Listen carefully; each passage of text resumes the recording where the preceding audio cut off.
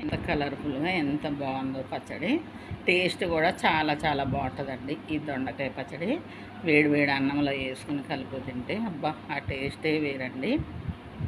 To my channel అమ్మమ్మ చేతి వంట అండి. ఈరోజు మన రెసిపీ దొండకాయలు పచ్చడి. దొండకాయతో పచ్చడి అండి.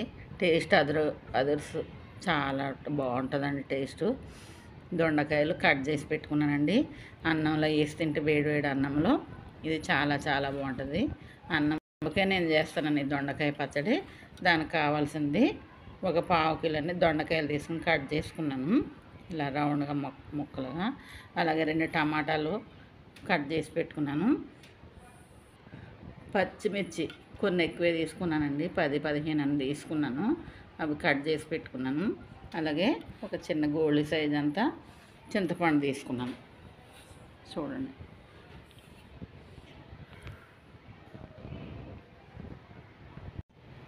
ఈ పచ్చడి ఎలాగో చేయాలి ముందు చూద్దామండి. దానికంటే ముందు అమ్మమ్మ చేతి వంట అనే నా ఛానల్ చూసేవారు లైక్ చేయండి ప్లీజ్. లైక్ చేయాలి, షేర్ చేసి సబ్స్క్రైబ్ చేసుకోవాలండి. సబ్స్క్రైబ్ చేసుకోకుండా చూస్తున్నారు, లైకులు కొడతలేరండి. ఎంత మంచి వీడియోలు పెట్టినా కూడా. మరి వీడియోలోకి వెళ్దామండి. ఈ దొండకాయ పచ్చడి ఏ విధంగా చేయాలో చూద్దాం. వెలిగించి ఒక కళాయి పెట్టుకున్నామండి. గుప్పడన్ని వేరుశనగ గుళ్ళు తీసుకున్నాను. వేరుశనగ గుళ్ళు వేసుకుని వేపుకున్నాం. ఇవి వేపుకున్నామండి. కొంచెం చీకటిగా అనిపిస్తుంది, ఎందుకంటే మా వంటగది కొంచెం మూసేసినట్టుగా ఉంటుంది లోపలికి. వెంటిలేషన్ ఎక్కువ లేదు, అందుకని కొంచెం చీకటిగా అనిపిస్తుంది. ఈ పల్లీలు వేగే వరకు ఇట్లా వేసేసుకున్నామండి. వేగిపోయినాయండి వేరుశనగ గుండ్లు. ఇవి కూడా ఒక బౌల్లోకి తీసేసుకుంటాను. బౌల్లోకి వేసేసుకున్నాను వేరుశనగ గుండ్లు. ఒక 2 స్పూన్లు ఆయిల్ వేసుకుంటున్నాను. పచ్చిమిర్చి దాంట్లో వేసేసుకుంటున్నానండి. దూరంగా ఉండాలి, పేలుతాయి. ఇట్లా బాగా వేగే వరకు వేసుకున్నాం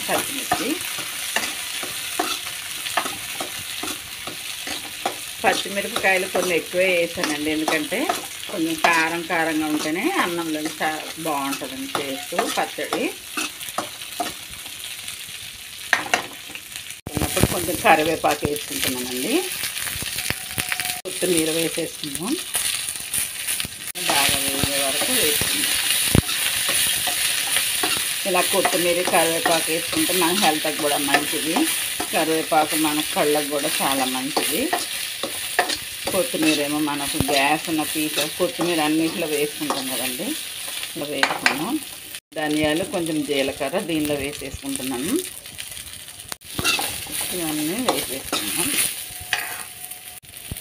పచ్చిమిర్చిలను వేసి ఫ్రై చేసేస్తాను, ఎందుకంటే పచ్చి వాసన రాకుండా టేస్ట్ అనేది కూడా చాలా బాగుంటుందండి చట్నీ. చింతపండు కూడా దీనిలోనే వేసేసుకుని ఫ్రై చేసేస్తాను.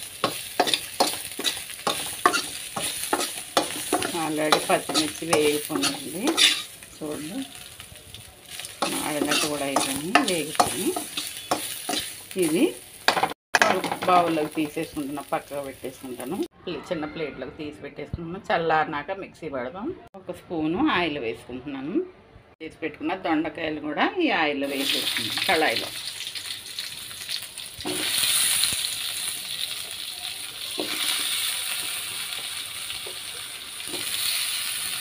ఈ దొండకాయలు వేగడానికి కొంచెం టైం పడుతుందండి. కొంచెం ఒక 5 మినిట్స్ నుంచి 7-8 నిమిషాలు పడుతుంది టైము. ఇవి కొంచెం మగ్గనిద్దాము. దొండకాయలు చాలా వరకు మగ్గిపోయాయండి. ఇప్పుడు దీనిలో మనం కట్ చేసి పెట్టుకున్న 2 టమాటా ముక్కలు కూడా దీనిలో వేసేసుకున్నాం. వీటితో పాటు మగ్గిపోవాలి. అలాగే మూత పెట్టను. ఈ టమాటాలు దొండకాయలు మగ్గే వరకు వేగిపోయాయండి. దొండకాయలు టమాటాలు కూడా మగ్గిపోయి దగ్గరికి చల్లారనిచ్చి మిక్సీ పడదాం పచ్చడి అండి. తీసుకుని మనం వేపుకున్న ముందు పచ్చిమిర్చి, చింతపండు, ధనియాలు, జీలకర్ర, కరివేపాకు, కొత్తిమీర ఇవన్నీ కూడా దీంట్లో వేసేసుకో. దీనిలో మనం వేపి పెట్టుకున్న పల్లీలు కూడా దీంట్లో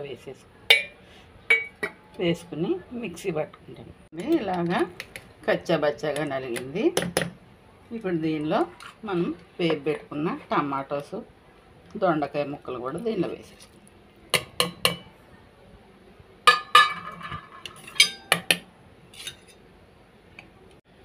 ఉప్పు వేసుకుంటున్నాను. మరలా చూసి వేసుకోవచ్చండి. పెట్టేసి మిక్సీ పట్టి చూపిస్తే ఎట్లా నలిగిందో. అన్నంలో కనుక ఇట్లా గట్టిగానే ఉండాలి, బాగా మెత్తగా కూడా అవసరం వద్దండి పచ్చడి. చూడండి, ఉప్పు కూడా చూసుకుని వేసుకోవాలి, ఇప్పుడే సరిపోయిందా లేదా. అలాగే ఒక 10 వెల్లుల్లిపాయ రెక్కలు కూడా వేసుకుంటాను. వెల్లుల్లిపాయలు వేసుకుంటే టేస్ట్ అనేది చాలా బాగుంటుందండి. మళ్ళీ ఒకసారి మిక్సీ వేసాం కదా, అయిపోయిందండి నలిగిపోయిన చట్నీ. చూడండి, చాలా టేస్టీగా ఉంటుందండి.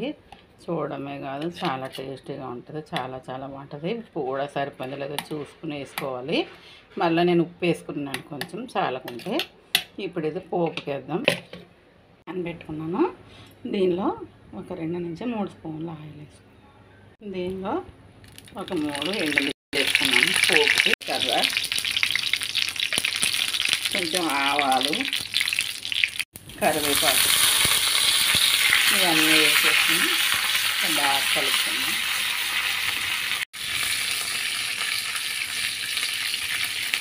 ఇలా పోపు బాగా వేసుకోవాలండి. ఇట్లా కలిపేసుకుంటే సరిపోతుంది, బయట పెట్టకలేదు. పట్టుకోవడానికి మనకు దీనికి ఆడంలో కనుక స్టవ్ బంద్ చేసేస్తున్నాను. అయిపోయిందండి పోపు. మనం చేసి పెట్టుకున్న ఈ చట్నీలో ఇట్లా వేసేస్తాం.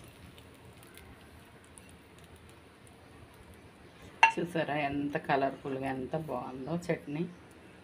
చూద్దాం. ఇగో అన్నంలో వేసుకున్నానండి. మీ ఇష్టం, నెయ్యి వేసుకోవచ్చు, లేకుంటే ఆయిల్ అన్నా వేసుకోవచ్చు. ఆయిల్ అవసరం లేదు, నెయ్యి వేసుకుని తింటే చాలా చాలా బాగుంటుంది. మనం పోపు వేసాం కనుక చాలా చాలా బాగుంటుందండి. ఇట్లా వేసి కలుపుతానండి.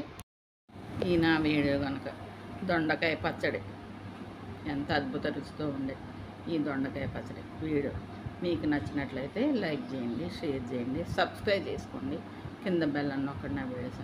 Thank you for watching.